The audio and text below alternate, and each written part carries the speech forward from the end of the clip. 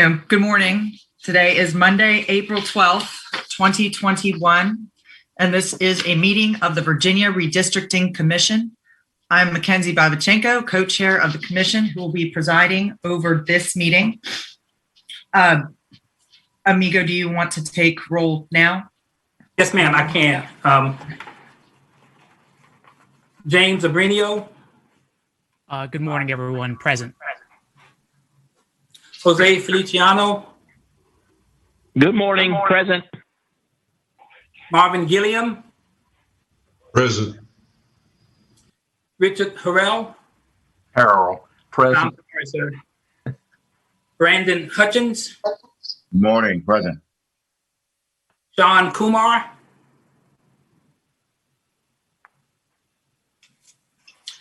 Delegate Adams. Present. Senator Barker. Senator Locke.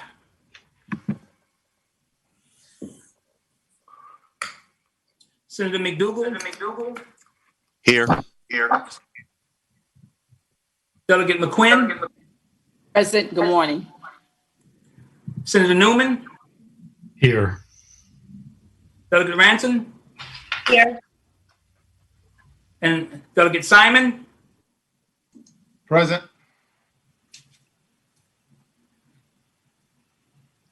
Miss Babichenko. Present. And Miss Harris. Good morning. Present. Madam Chair, you have a quorum. Excellent. Okay, well, good morning again. Thank you all for being here. I think we'll have a few other people probably trickling in. Welcome. I want to remind members, staff, and any other speakers on today's virtual meeting of a few things. First, keep your microphones muted until you are ready to speak. This improves the quality of the audio for the meeting. And before you speak, remember to unmute yourself. And also, please remember to state your name before speaking, especially before making any motions. This helps keep track of what's happening. If you do not or forget to state your name, I will probably restate it for you. So I apologize in advance. If you've already started speaking, it's just so that we can make sure that we have a good transcript and good documentation of who's speaking. I know that this was mentioned on the etiquette training, but the chat feature will be going on. I will be reviewing the chat feature. Its purpose is to assist those who don't necessarily want to speak, even though we do have a preference for speaking. If you don't feel comfortable or don't want to forget to bring up a topic, you can put it into the chat feature. That's the purpose of it. It is not to have any side conversations that could turn into a meeting. We want to make everything available and transparent for the public. So it shouldn't be a meeting, just a mechanism to flag an issue. And I will be reading those comments in the chat as they come in at appropriate times or breaks in our conversation. For voting, any votes taken will be done by voice and be giving a hand signal. The staff will call the roll for each vote taken. You'll notice, just like last meeting, there were a number of other participants other than the commissioners on the panelist list. We have a number of staff who are with us today and who do so much in preparation for these meetings. So thank you for all that you've done already, and thank you in advance for all the continued work you're doing. Registration for the public comment has closed at this point, and we have 32 individuals who have signed up to provide public comment. This comment will be limited to 2 minutes at the discretion of the chair. So that puts us at about an hour. So we need to make sure we save an hour for these comments. So we'll probably be wrapping up our business portion of the agenda at approximately 11 o'clock and moving forward with the public comment section. We did notice that there were a number of people who have provided previous comment on other dates, certainly at the last meeting. So I would just ask those individuals to be mindful that there are a lot of people who want to provide input and that there will be a lot of opportunity in the future to provide further input. And so we will be going in order of signups with the individuals who've properly registered for public comment. However, priority will be given to those who haven't had an opportunity to speak yet. I also note that members of the public who wish to comment on an agenda item may do so by sending an email to varedist@dls.virginia.gov. The comment will be posted on the division's website at https://redistricting.dls.virginia.gov/. And again, for members of the public who wish to comment on today's meeting, the email address again is varedist@dls.virginia.gov. So for today's purposes, during the public session, also consider limiting your comments to the agenda items just so we can get through everyone and make sure that everyone has an opportunity to be heard. And we will have more opportunity, a lot of opportunity in the future for further engagement. So this is not the only time you'll be able to comment. So with that, the agenda for today was circulated prior to today, and I hope everyone, all the commissioners, have had an opportunity to review the agenda.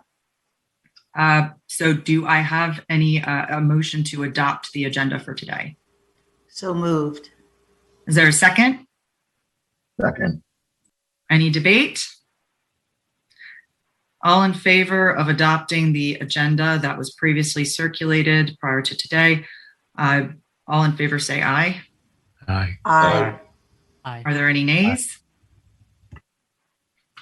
Okay, the ayes have it. We will adopt the agenda.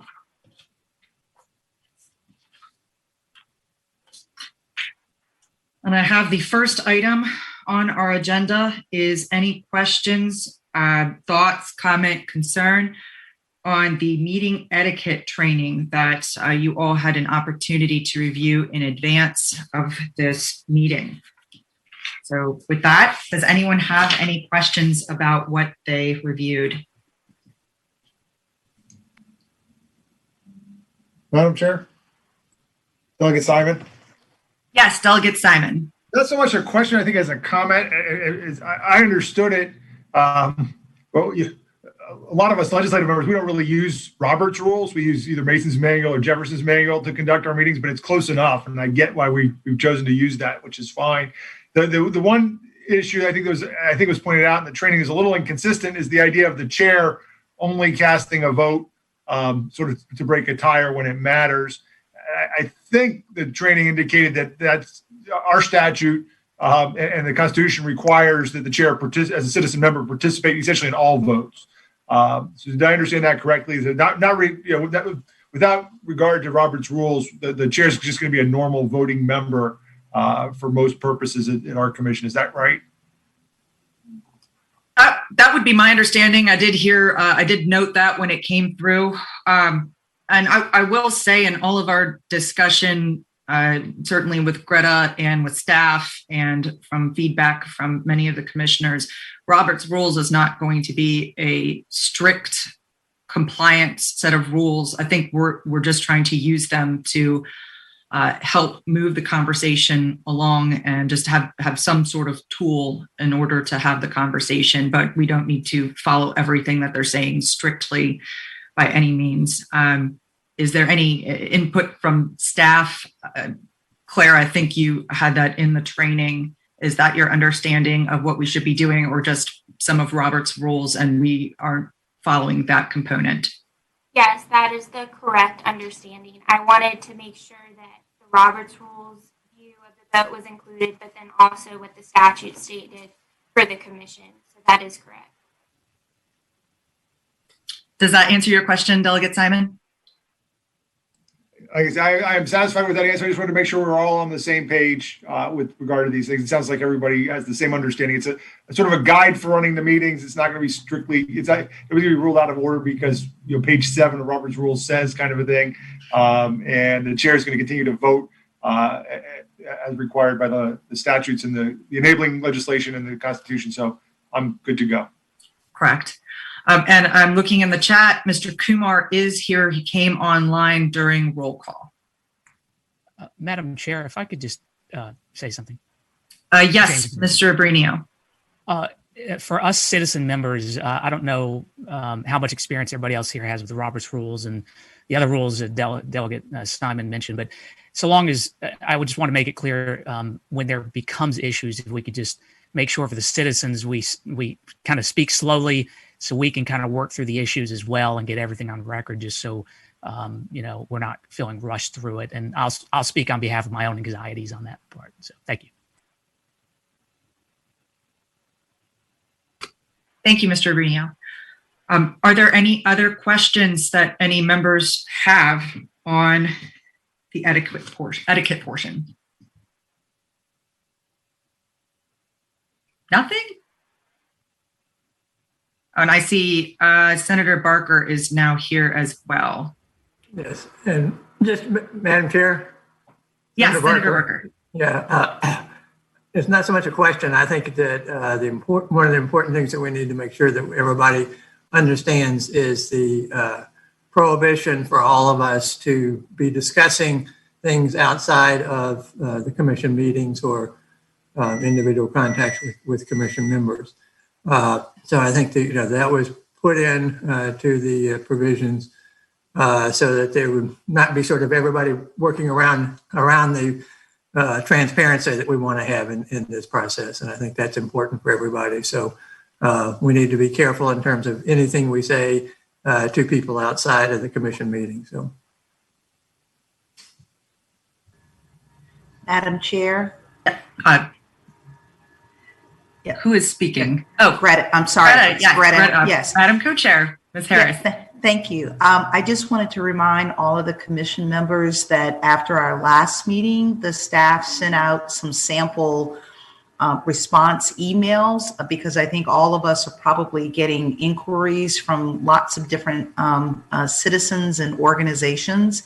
And so just following up on Senator Barker's comment, so that we aren't ignoring that outreach, we have I would just refer you back to the emails that Claire sent out that you can respond to people without, with staying within the spirit of the legislation of wanting to be transparent, but encouraging people to join us in future engagements or during this public comment period, but not to engage with them at this point outside of one of our commission meetings. Thank you for that reminder, Greta. Okay, so any other comment on item 1 of the agenda? Okay, before we move on to item 2, we do have our next 3 meetings scheduled. It will be Monday, April 26th at 10 a.m., and that's Redistricting 101. The second meeting, Monday, May 10th at 10 a.m. That will be the introduction to the mechanics of redistricting. And finally, Monday, May 24th at 10 a.m., the presentation by the Census Bureau. So we are still discussing whether any of those can be done just like we did this one, pre-recorded. I think a few of them can be, but not all of them can be pre-recorded. We may want to have the live presentation. I believe it was on the mechanics of redistricting, but I got a lot of feedback, good feedback on the pre-recorded video this time around. Does anyone have any thoughts, comments, negative feedback? Did anyone not like the pre-recorded video this time around that you could watch kind of on your own schedule before we make any final decisions on these other training modules? If I may, Madam Chair, this is Amigo. Yes, Amigo. I think our plan is to have the next Redistricting 101 pre-recorded. The mechanics one might be something that we may want to do live, as well as the presentation from the Census Bureau, because there may be some interaction that the members will benefit from. But our plan is to have the Redistricting 101 pre-recorded so that members can watch it before the next meeting. And yes, and that is what we discussed. Is there any, this goes out to all the other commissioners, is there any issue with that? Did you like the pre-recorded version? Madam Chair. Mr. Kumar? Yes. I thought it was really efficient. I think it's a great way to allow flexibility for the members and the public to view it on their own time, and then save the bulk of our time together for discussing business and hearing public comments. So I appreciate it. Thank you, Mr. Kumar. Madam Chair, this is Rick Harrell. I echo that opinion. I think that's a much better use. And I wonder also, in a somewhat related way, if we're going to run out of time with these public comments, if it's going to take more time to hear them than the business we're doing, and perhaps they could be, some of them could be in written form or even pre-recorded form. Thank you. Thank you, Mr. Harrell. That is a wonderful suggestion. We can see how we can work that into the public comment section. I know an hour is, it's a long time and we have a lot to do. So if we can figure out how to make sure everyone is still being heard in a more efficient way, we will try to do that. So, are there any other comments or questions about the upcoming meetings?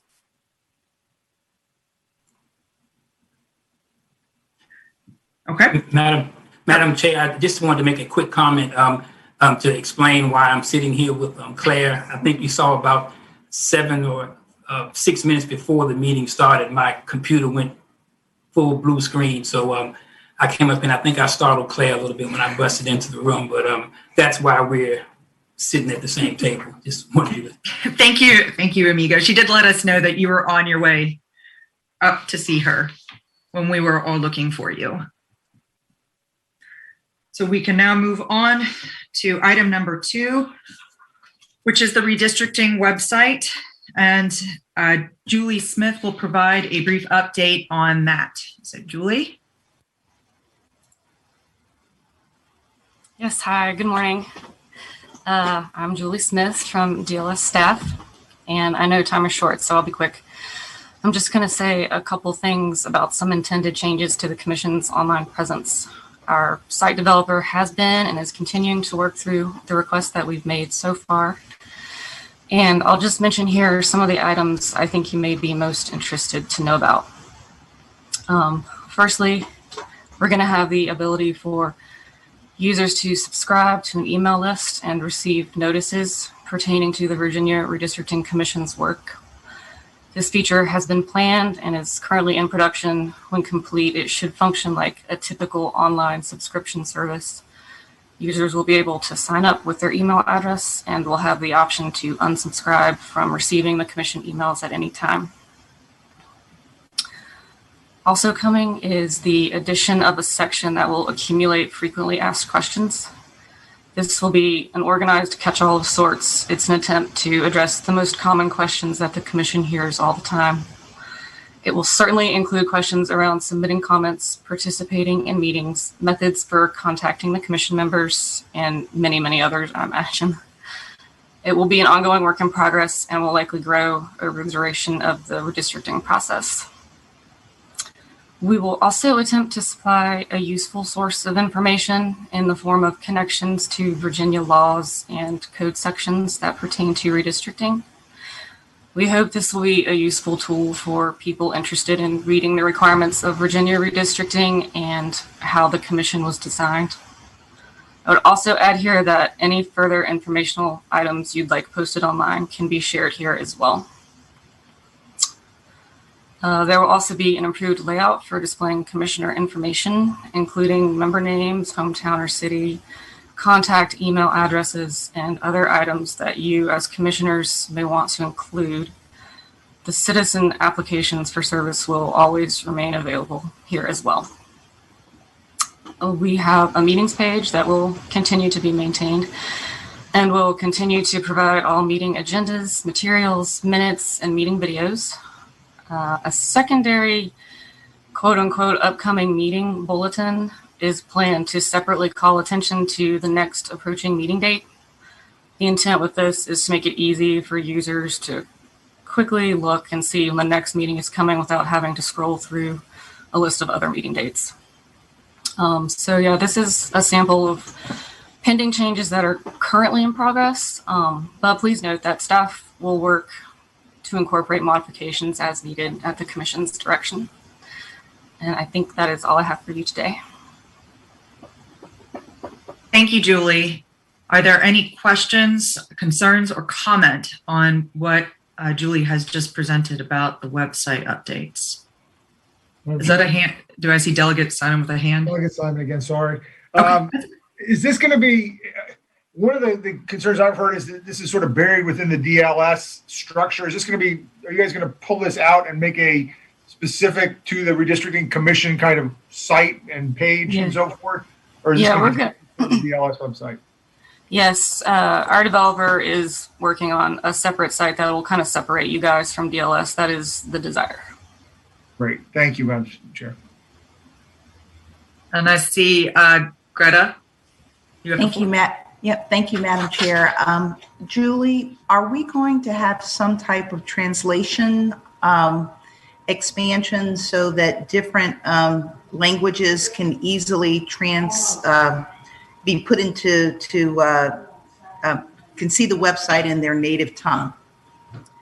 Yeah, so someone brought this to my attention last week, and I did have a brief conversation with our developer.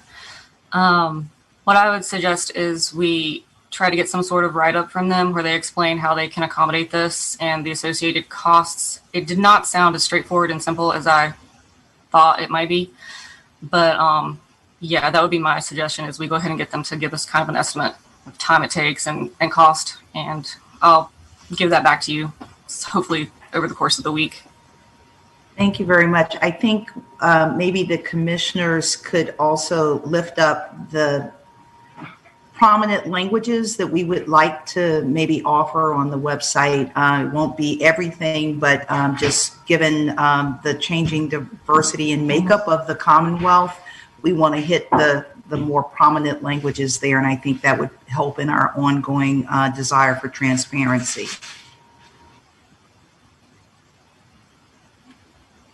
Thank you, Ms. Harris. Are there any other questions or comments?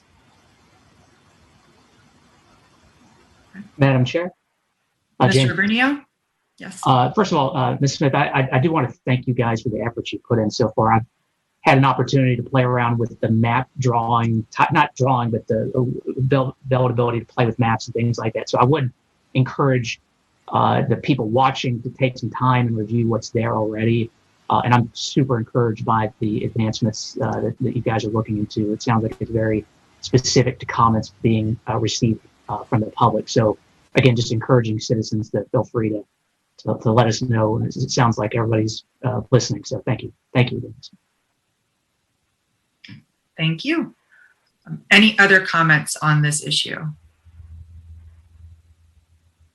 Okay, well, with that, we will move to item 3, and that is the budget update from Amigo.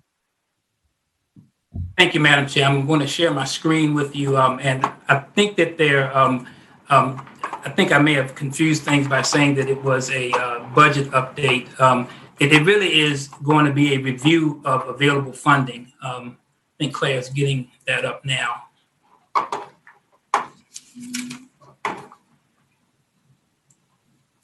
Can everyone see my screen? Or Amigo's screen? Okay. They can't see it. They can see it. Okay, so we can move to the next slide. The Current Appropriation Act covers fiscal years 2021 and 2022. Fiscal year 2021 goes from July the 1st, 2020 to June the 30th, 2021. Fiscal year 2 goes from July the 1st, 2021 to June 30th, 2022. Item 479L is the relevant budget item. And I have there located as the second bullet, what that specific language says. Essentially, an appropriation of up to $1,069,500 is available for the first year, that first fiscal year, and that same amount is available for the second fiscal year. The way that it is structured is that the Department of Planning and Budget is authorized to transfer the monies for the support of redistricting services. Typically, that will be done through a letter from the co-chairs to Dan Timberlake over at DPB.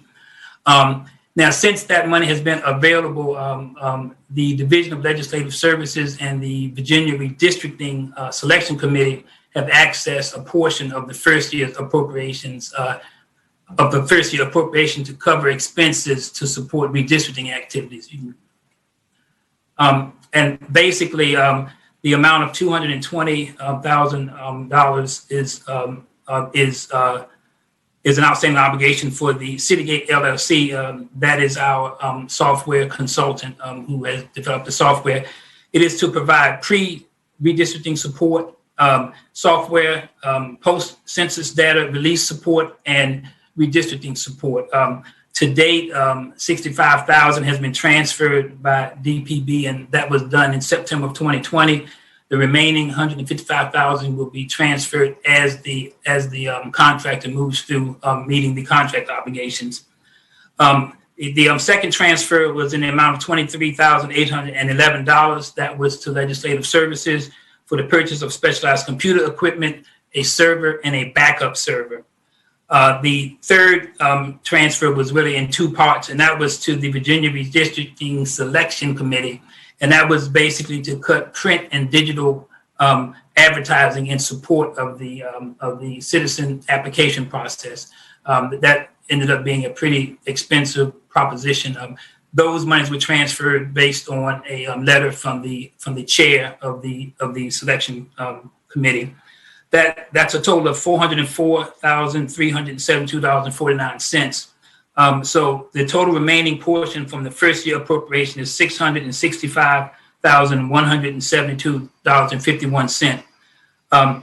If this amount is not spent, since we are a legislative branch agency, this amount can be spent in the second year.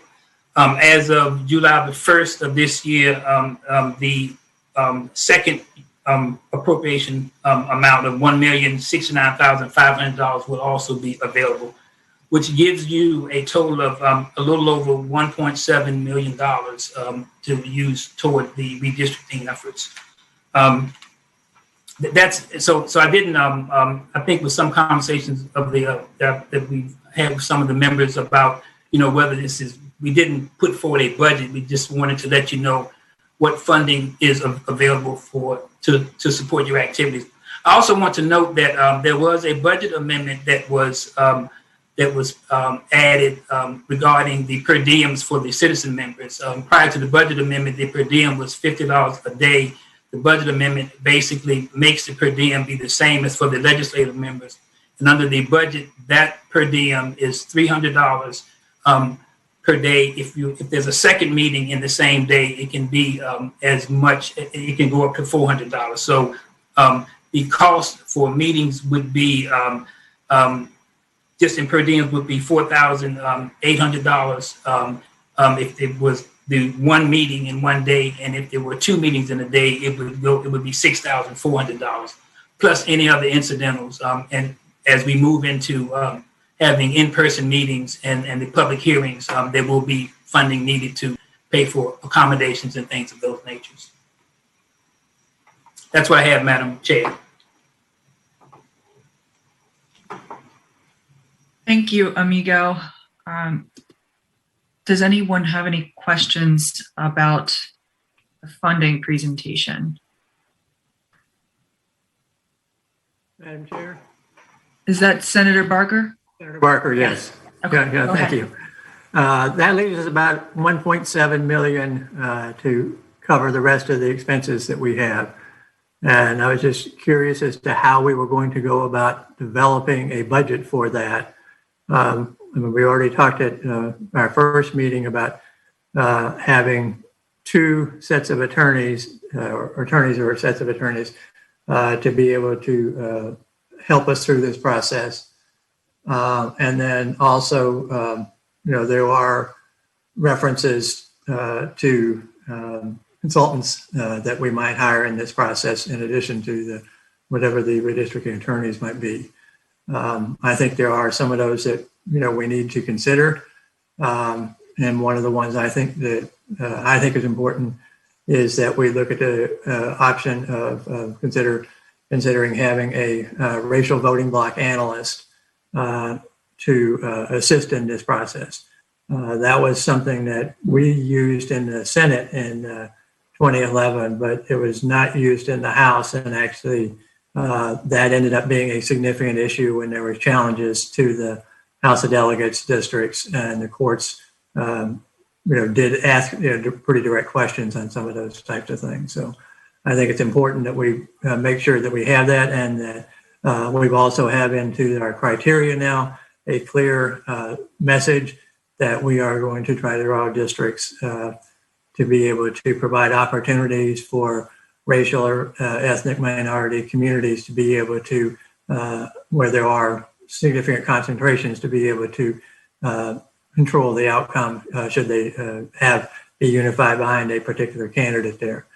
So there are some of those types of things that I think that we need to build into the process, and to make sure that we have the funding available to be able to do those types of things. So we don't end up in situations where we're being challenged in court because we didn't do those types of things.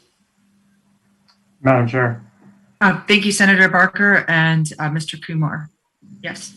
So, yeah, I mean, I don't know where this will fit into our process, but I think I'd submitted in some past email correspondence. I think it would be great to have, an assessment of gaps or needs from staff and from anyone on the commission who thinks, these are the types of outside help that we're going to need, including consultants, as Senator Barker mentioned, and possible counsel. It would be great to know what from state resources can be provided, without outside costs. There may not be any, but there may be some things where we can meet that without, using taxpayer funds or using our budgeted funds. And so, yeah, I mean, the earlier we get a jump on that, I suppose the better. I don't know that I agree that we need two sets of attorneys. I know that was mentioned at our first meeting from representing different, maybe partisan interests. I mean, that's obviously going to be open to debate, but I see that as being incredibly costly, and maybe even adding more attorney's fees as they disagree. So just raise that. Thank you, Mr. Kumar. I believe what we're doing right now is still working with staff to come up with a number of proposals.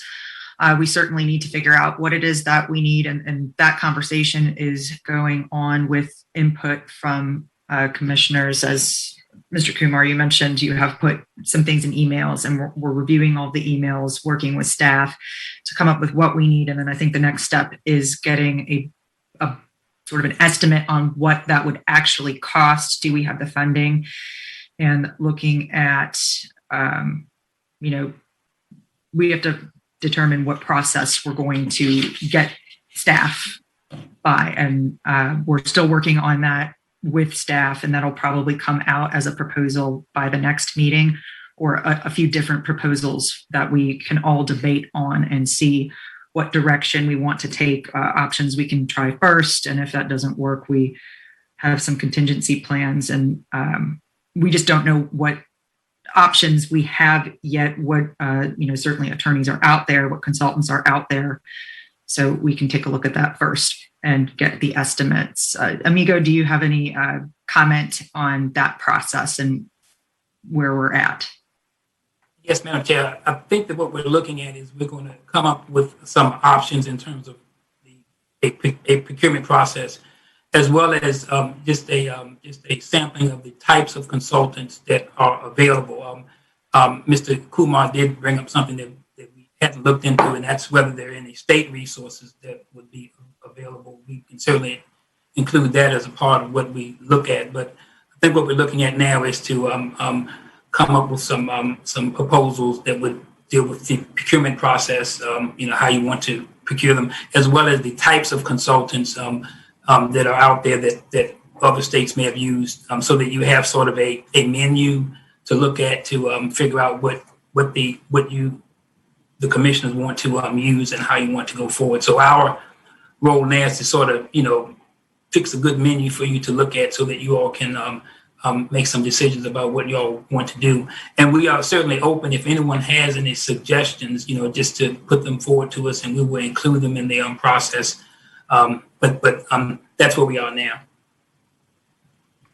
Thank you, Amigo. And just so all of the other commissioners understand, Greta and I are meeting with staff, Amigo and Claire, usually a few days before these meetings and then directly after these meetings to talk about everything that we need to do while it's still fresh in our minds, and then as needed with emails and other quick meetings throughout the week and in between, so that we can keep up with what all the input that we're getting from all of the commissioners and really try to put it into a menu, as Amigo just mentioned. And then we'll be able to produce that at the next meeting and have some debate over that. So those proposals are coming. We are going to get there, and we will have much to debate. And I think we're anticipating some committees and breaking down some of this work into smaller groups so that smaller groups can meet, talk about it, and get us to a good place and make further recommendation. Is there any other questions on what I just said? Madam Delegate Chair? McQueen? Yeah, Madam Chair, Yes, I don't ma'am. have a question, but I do want to just say that as we move forward, and I know we've probably been doing a pretty good job. That's why we have 32 people, I think you said, waiting to speak during public comment. But I think that is so it's imperative that there is some kind of proposal that would educate the public and to engage the public. And the approach that we will use to make sure that we are reaching people across the Commonwealth, whether it's the rural area, it may not be as engaged, or suburban area, or urban for that matter, that we find that we identify ways to sort of reach all of the citizens of the Commonwealth who may be interested in this and want to sort of just give their thoughts on the redistricting plan and the approaches that we need to use. Thank you. Thank you, Madam Chair. Thank you, Delegate McQuinn. That would bring us, it's probably a nice segue into item 4. But does anyone else have any comment on the funding item? Madam Chair, I did want, and this is Amigo, I did want to just make one other comment that when we bring the menu back to you, we're going to try as best as possible to have some price points for you, but we don't know how accurate it's going to be, but we're going to try to give you an idea of what the costs are going to be. Thank you, Amigo. And I think any estimates are great. It's a starting point, and we can start refining that. We just need a good starting off point to see where we are and where we need to be. So without any other questions or comment on that item, we can move to item 4, which is proposals for approval at the next meeting. One of those, the first item, is the advertising plan. So, Amigo, if you would Thank like to you, discuss Madam that. Chair. Your enabling statute requires all meetings be adequately advertised and plan to ensure that the public is able to attend and participate fully. So these meetings and hearings doesn't define adequately advertised, so what we want to do is put together an advertising plan very similar to what the selection committee did.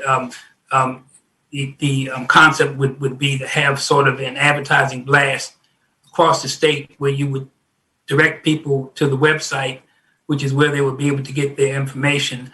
Then, of course, some sort of advertising prior to each of the public hearings that are held that can be targeted. Now, as you see with what the selection committee found, print and digital advertising can be quite expensive. So we will again try to come back with the best estimates that we can.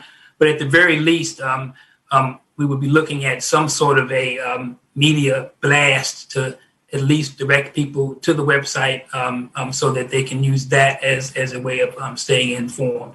So that's what we're going to be coming up with.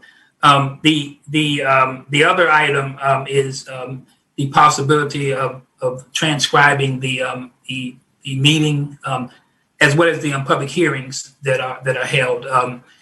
As right now we're meeting virtually, and as soon within an hour of the meeting's end, we're able to post the recording of the meeting as well as the meeting summary within a few days. We think it might be a good idea. We'll come back with an estimate for you for the possibility of transcribing the meeting so that there is a written portion to go with the recording. Again, nothing right now. We're just going to come back with some possible estimates for you. And those are the only two things that we're looking at now. Amigo, will you have an estimate for maybe some writings, since there everyone does not have access to the internet in some of the more rural areas where they're not going to be able to reach the website. They're not going to be able to get email blasts. Are you going to have an estimate, or can you have an estimate for something physical to send out, or some mailers? Is that a possibility we can have so we can review it?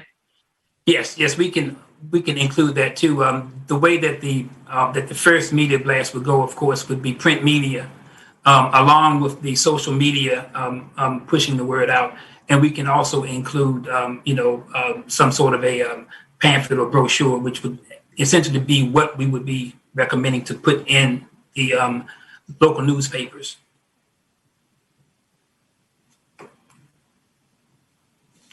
Any questions about the advertising plan? I know we don't have the substance quite yet of that. That will be at the next meeting in 2 weeks, circulated in advance. You'll be able to review some of those price points and options. But does anyone have any input now? Delegate McQuinn, do you have any other thoughts about outreach to constituents? Thank you, Madam. Thank you, Madam Chair. Yeah, and I think we probably need to have some particular for some of our communities, and I know, and some others, I guess, in terms of particularly the Black community.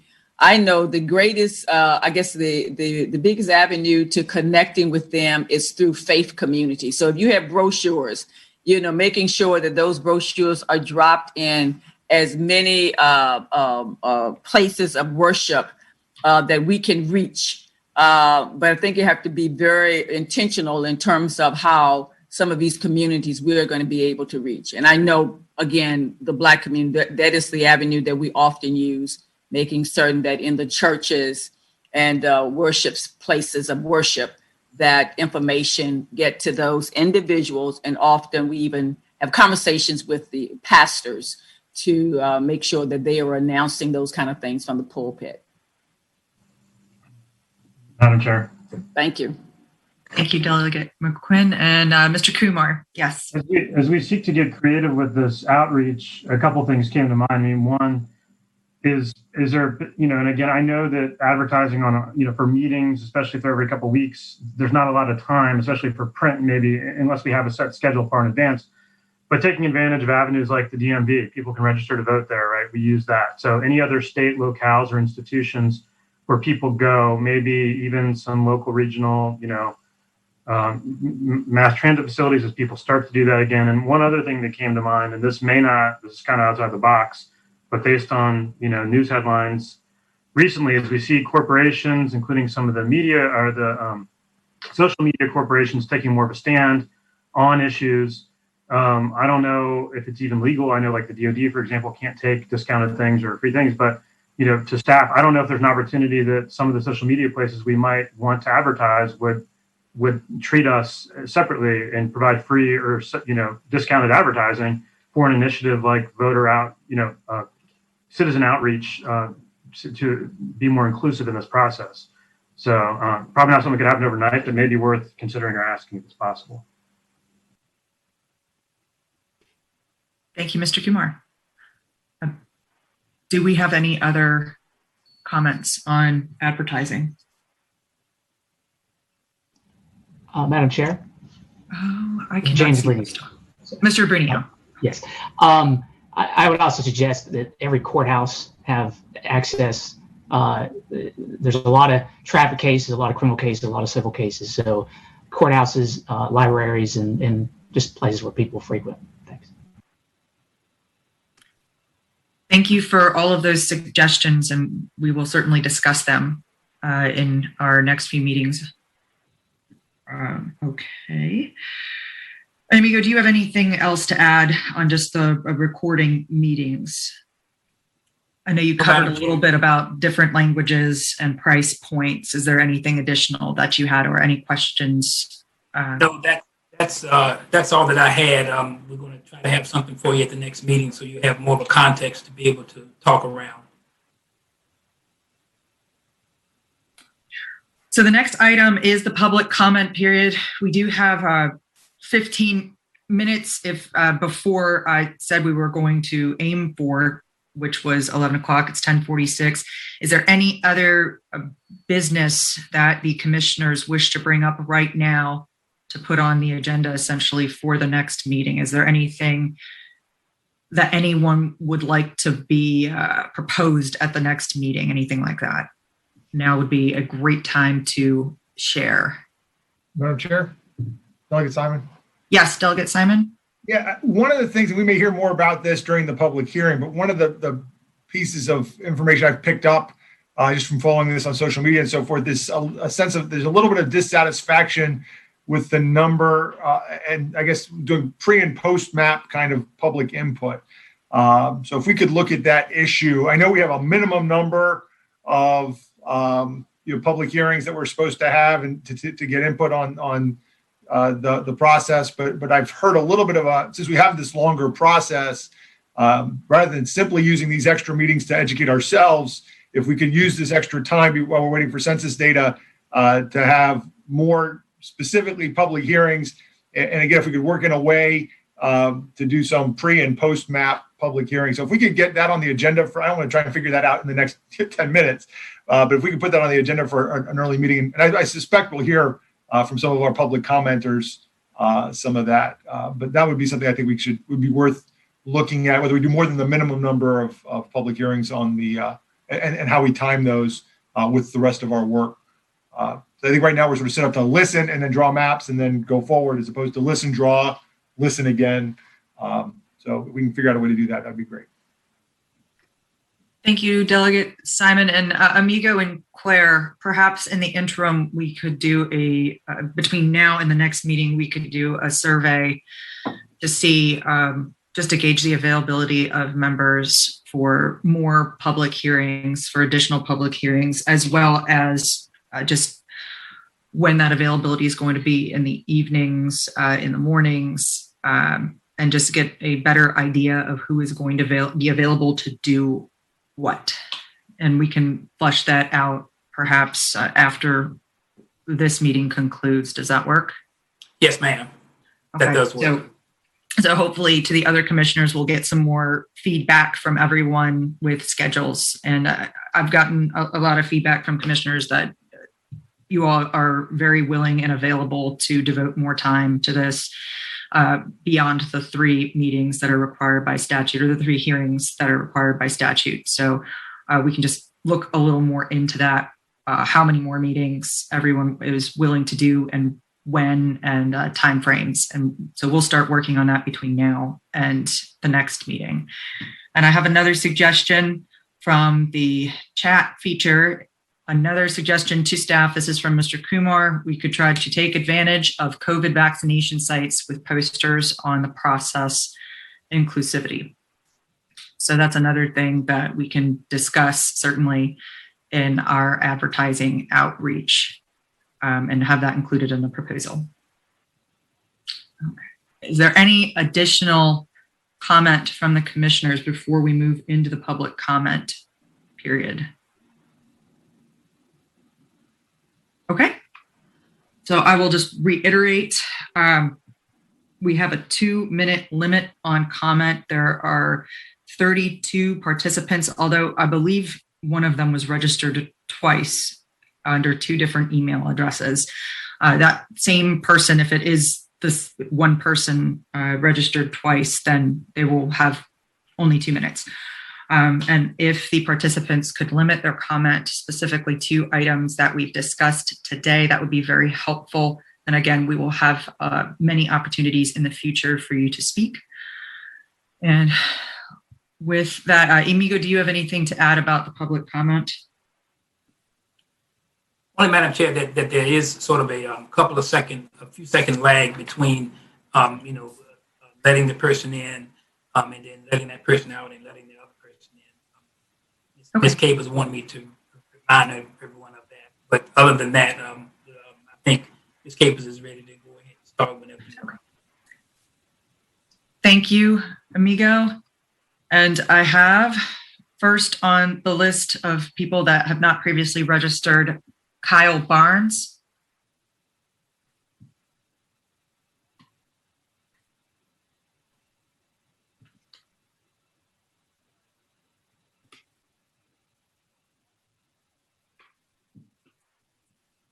Hi, hello. First of all, thank you all for the opportunity to speak here today. So my name is Kyle Barnes, and I am the Executive Director of representable.org, a free mapping tool to generate community of interest testimony, an initiative out of the Electoral Innovation Lab at Princeton University. With Representable, we have built an online platform that engages and educates the public on redistricting, guiding them through the process of understanding and sharing what their community's interests, needs, and concerns are alongside a map. We are already working with community organizations across the state of Virginia to lay the groundwork for community mapping this year, with the goal of reaching every community group in the state and the intention of delivering these COI maps and testimony to the Commission. At the Electoral Innovation Lab, we are part of a nonpartisan, research-based, and data-driven group of redistricting experts who are eager to assist the Commission in this crucial democracy work however we can. Based upon our work at Representable with community groups, commissions, and legislators across the country, as well as our peer-reviewed research, we strongly encourage the Commission to maintain a commitment to enabling accessible public testimony. Taking COIs seriously requires a robust commitment to community outreach and data-driven support. Representable can assist the Commission in gathering and aggregating COI maps, and as such, we implore the Commission to consider over the coming weeks what an effective manner of supplying this information to the Commission would look like. This year, particularly due to census delays, provides an excellent opportunity to engage all people of the Commonwealth by creating or procuring a platform or portal for supplying public testimony to the Commission that is accessible to the different languages, technical abilities, and levels of engagement of people across the state. So we at Representable and the Electoral Innovation Lab look forward to seeing how the Commission engages communities across the state and how we may be of assistance in making this happen over the coming months. Thank you very much. Thank you, Mr. Barnes. Next person that I have is Richard Johnson.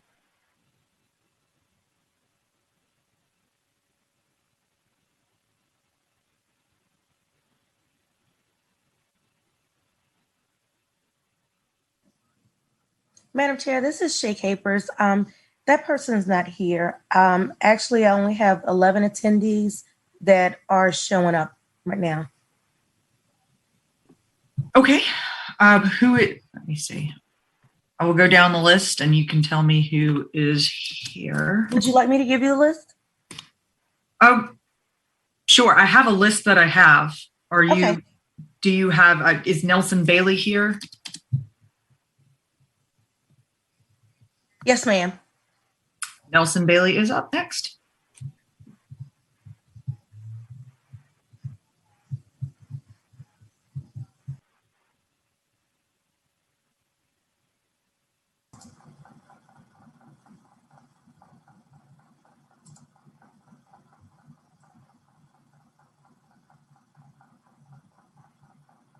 Hello, am I on? Good morning.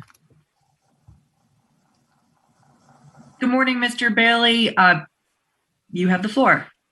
Thank you. I am interested in the map drawing. As a retired mariner, they use the system in the hydrographer and office of mapping that were 1 square mile squares. Why do we not consider mapping the state of Virginia in 1 square mile squares and then dividing it up amongst the elected representatives that are affected by assigning an equal number? So it's the luck of the draw rather than a demographic assignment. And you don't have crazy lines. One representative, for example, may have 263 square mile, 1 mile squares, and the other one would have 263. That would, to me, would seem an equal proportionment to the situation of redrawing lines like District 51 from Halifax to Culpeper. And I thank you for the floor. Thank you very much, Mr. Bailey. Our next potential speaker, Kathy Utgoff.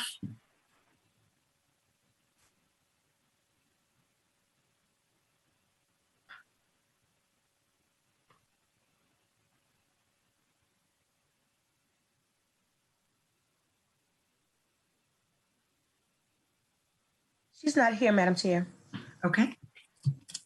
Robert Sawyer.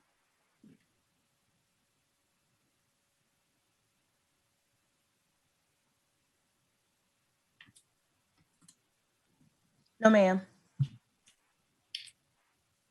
Bongani Nixumalo.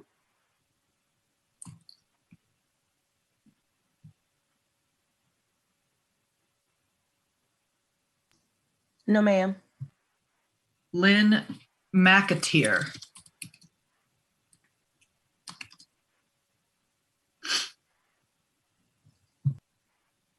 No, ma'am. Roger Labrie.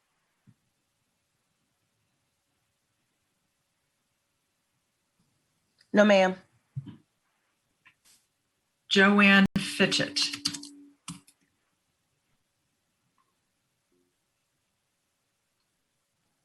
No, ma'am. Monica Russ.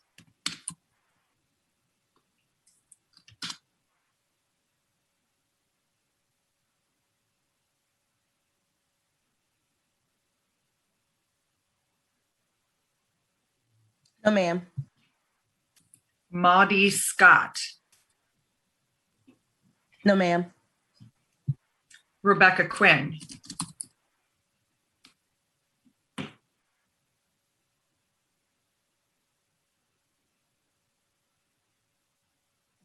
No, ma'am. Fred Hudson.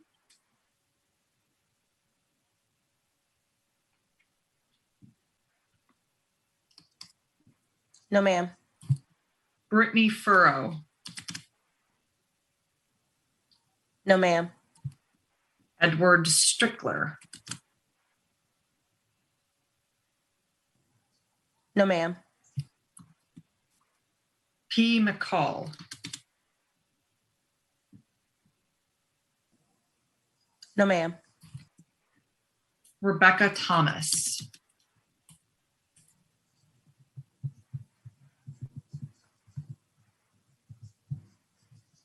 Yes, ma'am. She's being promoted. Okay.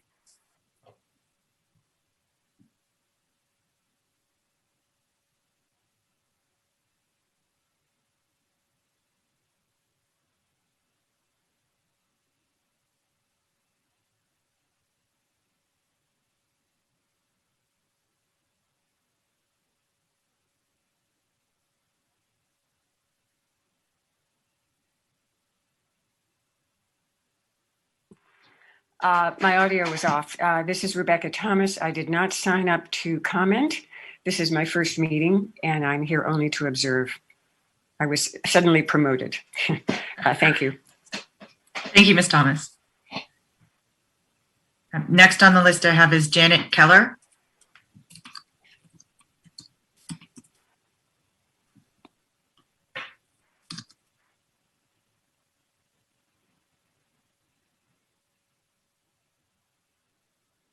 No, ma'am. Jonette Barley. No, ma'am. Deborah Starr.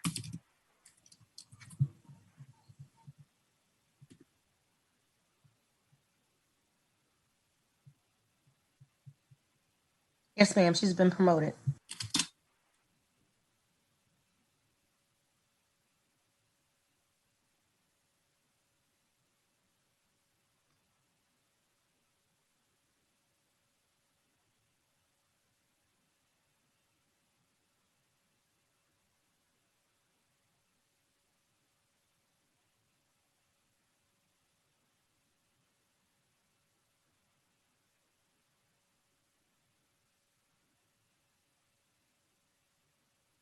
No, ma'am.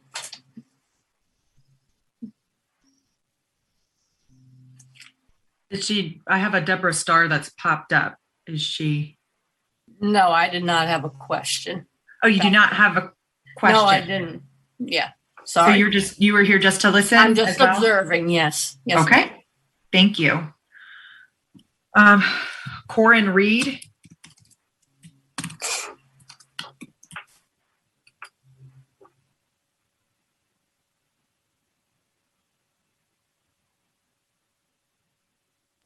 Yes, ma'am. She's been promoted.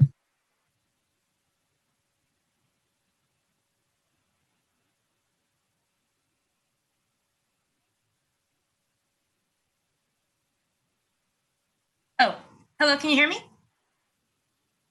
Yes, ma'am. Thank you. Sorry. I had a couple of thoughts on the things you presented today. One, for advertising, I would also recommend partnering with groups, particularly those that already do like voter outreach, such as Legal Women Voters, Virginia Civic Engagement Table, also any local groups that might reach out to previously unengaged voters, maybe like the NAACP or anything like that. Groups that probably already have strong on the ground work, and so you can leverage their networks and their communication to engage a lot of those stakeholders. With regard to drawing lines by standard size, I just wanted to comment on how you want to also make sure you're taking into account population density. You could have areas where you're drawing a small box and it's hitting a large city versus a rural area, and that could just have disproportionate voters in those regions. So just making sure we take that into account as well. And I know someone mentioned engaging resources at the state level. I just want to note that Michigan also recently, a few years back, did a independent redistricting commission. So that could potentially be an area to reach out to see if they have any suggestions or resources on things that they used for that.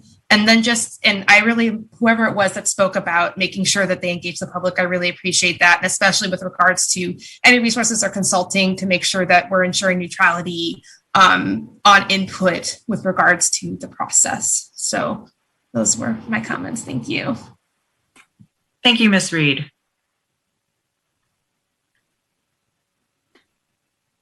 Our next person in line, Nellie and Marlene Thacker.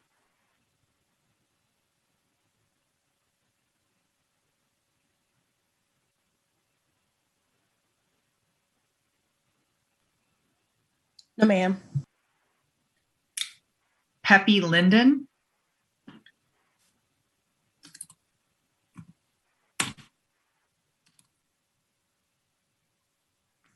Yes, ma'am. She's been promoted. Thank you.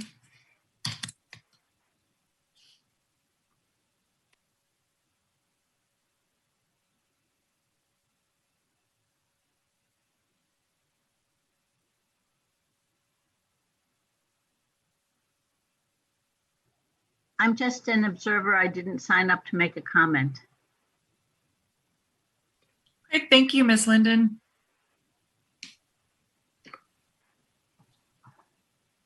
Candace Butler.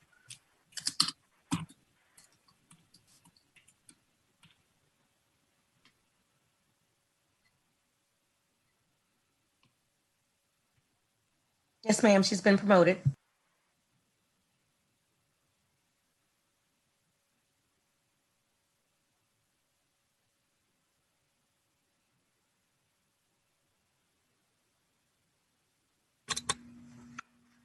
Hello. Yes, ma'am. Miss Butler, you are up. Thank you. Good morning, Ms. Babachenko, Ms. Harris, commissioners. My name is Candace Butler. I live in Annandale, Virginia. Thanks for the opportunity to participate in today's meeting. As we've heard earlier in the meeting, receiving input from citizens across the Commonwealth is a vital component to the success of the 2021 redistricting process. Today's meeting has shown that you're aware of this. If a civic group is interested in inviting commission members to a discussion session about this year's process, would you be open and willing to participate in such sessions, either on Zoom or in person, assuming such events fall within the rules of the road for the commission? These would be in addition to the hearings mandated by law. In-person sessions are particularly important in areas of Virginia that don't have robust internet access. An example of this type of public event occurred on April 5th, hosted by the Fairfax County Democratic Committee. The event took place simultaneously on Zoom and Facebook. I would also like to suggest the Commission consider scheduling several of its meetings during evening hours to allow people who work during the day to participate.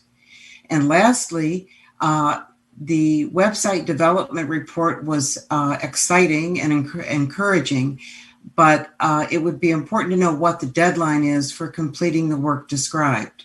Thank you so much for your time. Thank you for all of your comments and input, Ms. Butler. Next, we have Laura Fabian.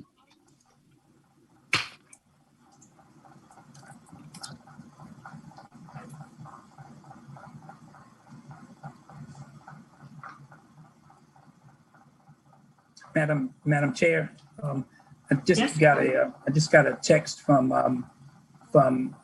Ms. Capers, and she says that there's some technical difficulties going on and she's having to reconnect. But while she's doing that, let me just say that we can try in the future to make it clear it is an affirmative act to sign up to make public comment. We can try to make the message more clear, but it is a separate click off to say that you want to be registered to make public comment, and then an email is sent to that person. So, we can try to make it more clear so that you don't have to go through, the confusion of people didn't think that they had signed up. And I do apologize for that.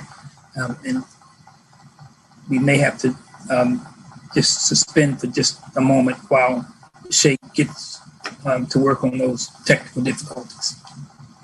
Thank you, amigo.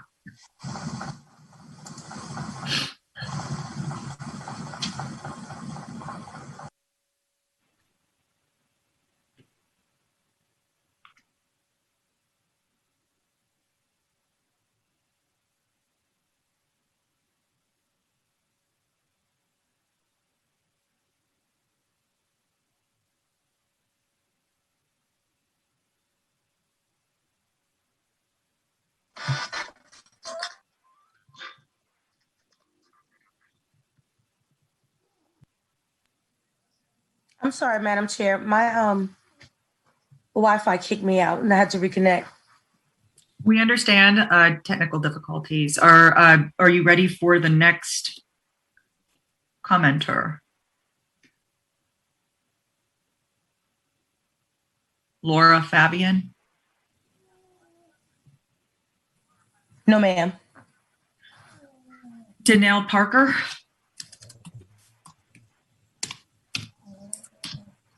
No, ma'am. Ken Chasen?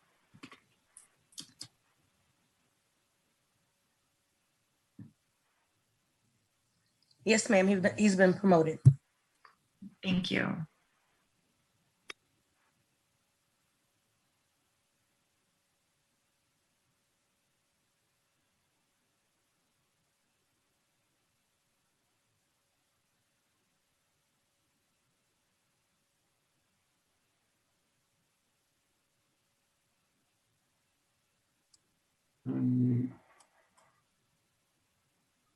Hello. We are ready for you, Mr. Chasen. Hello. You went back on mute. All right, now can you hear me? Yes, sir. Sorry, I'm not used to Zoom. I apologize. All right, my name is Ken Chasen. I live in Charlottesville. I'm a retired information technology professional, and one of my areas of specialty is data analysis. I'd like to comment on the process and timeline the Redistricting Commission is using to redraw, if needed, the state election maps. In your last meeting, we were informed of 3 facts: training for Redistricting Commission members and its staff on how to use the mapping software chosen will be sometime in May. 2, the U.S. 2020 census data for Virginia will arrive sometime in mid-August to September. And most importantly, once the 2020 census data has arrived, the Redistricting Commission has been given 45 days to analyze existing state election maps for gerrymandering and redrawing the maps if needed. Well, Virginia has 150 distinct election maps. That's 11 congressional district maps, 40 Virginia State Senate maps, and 100 Virginia House of Delegate member maps. So assuming the worst case scenario that all of Virginia's election maps will have to be at the very least modified or perhaps completely withdrawn, this means the commission would have to produce an daily average of 3.35 maps, new or modified, once the 45-day mapping period begins. I'm going to recommend that sometime in May, after the mapping software has been completed, that the Redistricting Commission develop a preliminary set of new election maps using the U.S. Census data for Virginia from what's called the American Community Survey 2019 5-year estimates. And then once you have the U.S. Census data for 2020, modify as needed the preliminary set of maps. And finally, I've done a considerable amount over the last 3 months of demographic data analysis using that data, and I produced a whole set of Microsoft Excel dashboards and charts, which I'm very willing to share with the commission. So that's what I'd like to recommend. Thank you for your input, Mr. Chasen. We appreciate that.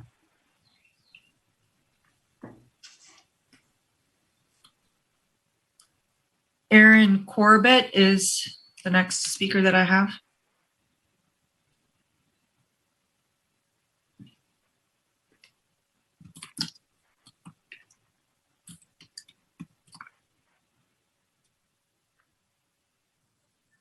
Yes, ma'am. She's been promoted.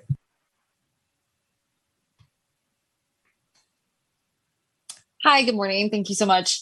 Can you hear me okay? Yes, ma'am. Thank you so much for your time and for letting me speak again. Really appreciate it. My name's Erin. I'm the Redistricting Coordinator from the Virginia Civic Engagement Table. And just like last time, I've collected a few comments. So I would just like to provide those. One is that the committee and commission can hire an ASL interpreter as well as a real-time captioner who can then provide transcript from meetings after, so that those who need ASL interpretation can receive it. And then the second comment that we were provided reads as follows.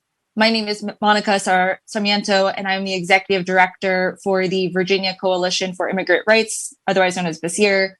We respectfully request that the Commission take into account the need for fair and equitable districts for immigrant communities and fair representation for communities of color. It is important for all communities, regardless of having citizenship, to have representation in every government body. This year as a member of the Virginia Civic Engagement Table. And then lastly, I just want to thank Chairwoman Greta Harris for her comments about increasing language access and accessibility on the website. So thank you so much for your time. Really appreciate it. Thank you.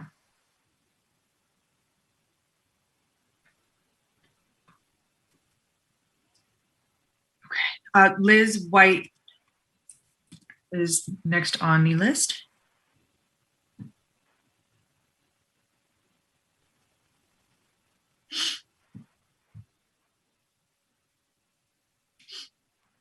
Yes, ma'am. She's been promoted. Thank you, Shay. Good morning. Hi. Can you hear me okay? Ms. White, we can hear you. Thank you for the opportunity to address you all again.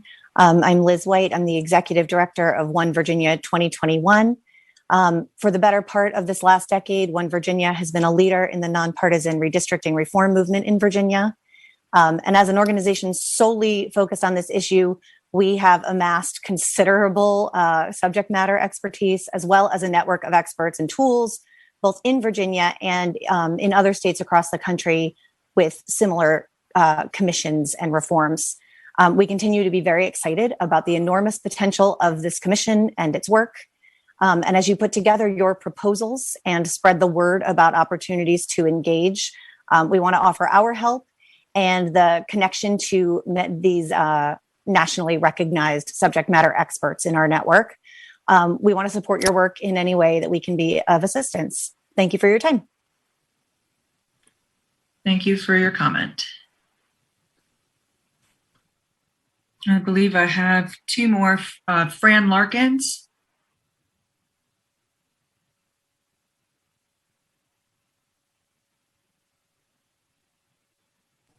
Yes, ma'am. She's been promoted.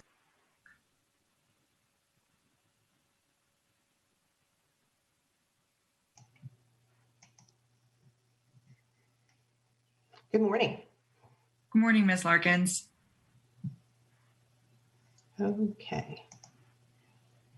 Okay, good morning.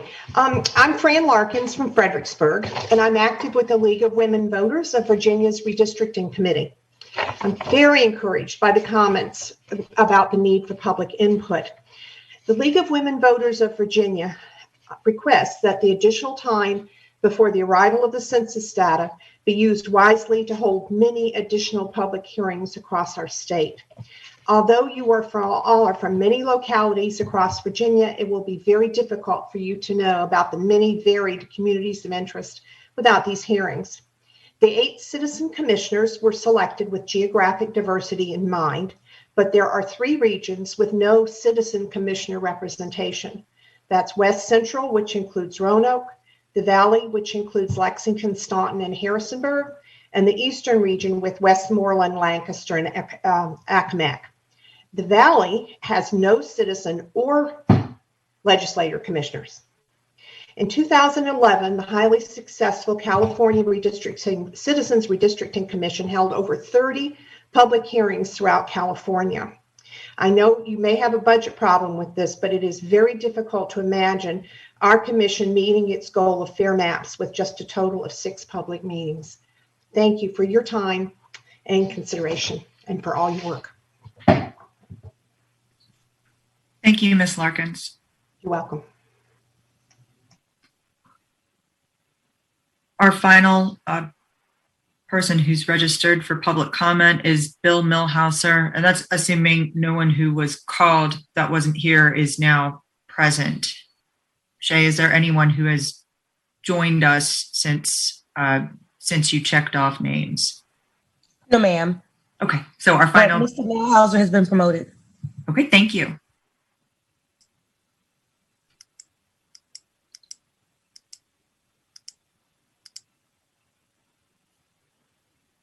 Good morning. Welcome, Mr. Millhauser.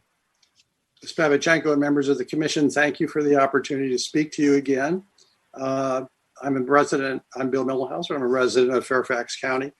I would like to briefly summarize the key points in a letter that a group of our my fellow Fairfax County citizens submitted to the Commission on April 9th concerning public participation aspects of the Commission's proposed pipeline. Of course, being the last speaker, I've benefited of I could basically just say I support many of the comments that have been made before me today. We do believe that the timeline that the Commission has developed needs to be fleshed out with more detailed task descriptions and clear deadlines, such that the public have a clear understanding of the steps in the process and the role they can play at every step. Specifically, the public participation guidelines, which are mentioned in the timeline, should be finalized and publicized on the new redistricting website. And hopefully that can be done no later than the end of this month. We are in full agreement with the comments of Mr. Barnes and Delegate Simon on the need for a very well-organized and expanded public participation role in terms of providing community of interest input, specifically maps that can be developed by the citizens of the Commonwealth. This process should be highly organized with clear guidelines. The number of public hearings to hear input from the citizens should be expanded, and they should be started earlier in the process. Right now, the timeline puts these off till midsummer, and I think this task needs to really get started much sooner in the process. So we do recommend that the guidelines for submitting these maps be moved up in the process to the end of May, and that the process start earlier in the summer. There's been many comments here on the need for expanded public participation in the process, and I thought there were very many good comments made by commenters as well as commission members. We do suggest that the number and duration of commission meetings should be considered to be expanded. We should also like to see some time period in each of the meetings where commissioners or staff respond to public comments. And these particularly should be focused on what was noted in the website discussion. They should focus on comments that are frequently asked by a large number of citizens. And that way we can get the message out on the most important issues. And again, we would also reiterate the comment of a previous speaker, consideration given to holding meetings in the evening so that working citizens are more likely to attend the meeting. And finally, I'd just like to comment, very excited to see the plans for expanding the website, and we look forward to seeing those improvements as soon as possible. Thank you again for the opportunity to comment, and thank you for a very well-run meeting. Thank you, Mr. Millhauser. We appreciate everyone's comments today. That, I believe, concludes the public comment period. And with that, unless there's no other items to bring up before the next meeting, I would just note that. Excuse me, Madam Chair. I'm sorry. This is Shay again. Nelson Bailey has his hand raised. I think he spoke before. Okay. I suppose we have more time than we thought we would have. So if Mr. Bailey wants to make his comment, that's fine. He's been promoted. Okay. Hello, Nelson Bailey again. Yes, sir. I meant to say the Coast Guard uses the 1 square mile charts for oil leasing and gas leasing offshore. And the mineral management group uses those 1 square mile.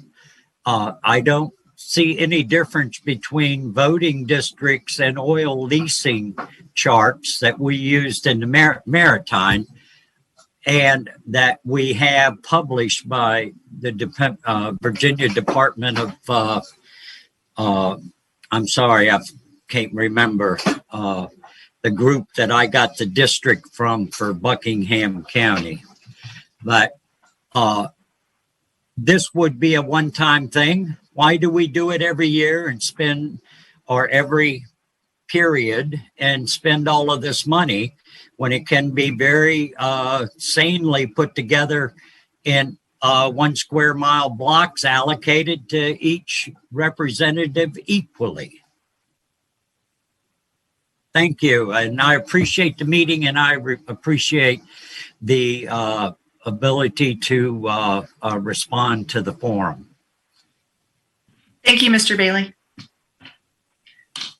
Right now, that concludes our public comment period.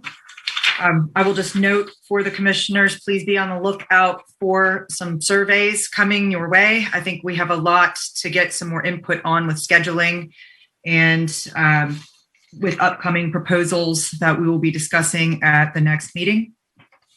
So be on the lookout. Please check your emails. Feel free to email any of your concerns or questions that you have after this meeting to Amigo or Meg or Claire, and that they will always get it to the appropriate people. I don't have anything additional. Is there a motion to adjourn the meeting? So moved, Madam Chair. Is there a second? Second. Any debate? With no debate, all in favor of adjourning the meeting, please say aye. Aye. Aye. Anyone that does not want to adjourn this meeting, nay? The ayes have it. This meeting on April 12th for Virginia Redistricting Committee is adjourned. Thank you all for being here. Bye-bye.